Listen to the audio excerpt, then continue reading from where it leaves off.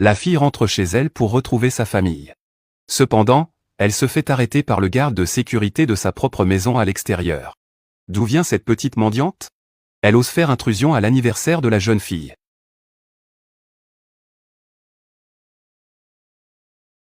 Je ne suis pas une petite mendiante.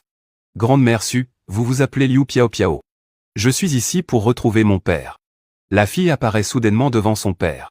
Elle sort à nouveau un grand code QR. Ce grand bienfaiteur majestueux. Vous devez être mon père, n'est-ce pas? S'il vous plaît, complétez mon argent de poche du nouvel an chinois de 20 ans. Merci, papa. C'est alors que la fausse héritière est arrivée.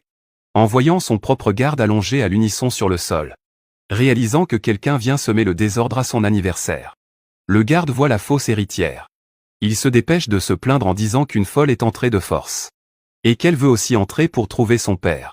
La fausse héritière est devenue paniquée. Surtout en entendant le vrai nom de la fille. Elle est complètement paniquée. La fille est à la fête. Elle demande à son père 20 ans d'argent de poche du nouvel an chinois. Le frère de la fille voit qu'il est si mal habillé. Il demande alors discrètement à son père s'il doit trouver quelqu'un pour faire sortir la fille. Le père pense à l'ensemble de la situation. Après tout, ceux qui sont ici aujourd'hui sont tous de famille de renom. Pour ne pas avoir honte. Il prépare à la fille une table pleine de plats. Une fois que la fille a fini de manger, il prévoit de la renvoyer. Pendant que la fille engloutit son repas. Le frère de la fille remarque qu'il ressemble beaucoup à sa mère quand elle était jeune. Mais le père reste ferme. Sa fille n'a jamais été perdue. À ce moment-là, la fausse héritière s'approche. Dès son arrivée, elle se met à cajoler son père. Pour qu'il fasse sortir la fille. La fille écoute tout cela à côté. Elle ne peut plus supporter d'écouter. Sans même finir son repas, elle apparaît directement devant la fausse héritière.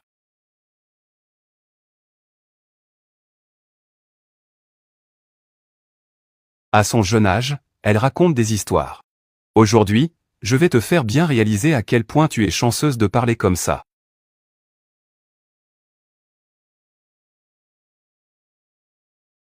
Changer.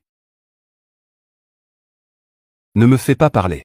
Ose encore le faire, hein?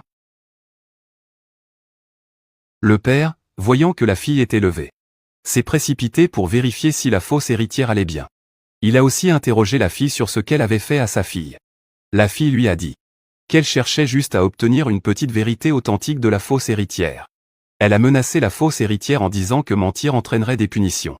La fausse héritière ne croyait absolument pas que la fille avait une véritable preuve. La fille est allée droit au but. Elle a interrogé la fausse héritière pour savoir si elle était vraiment la fille légitime de la famille Liu. La fausse héritière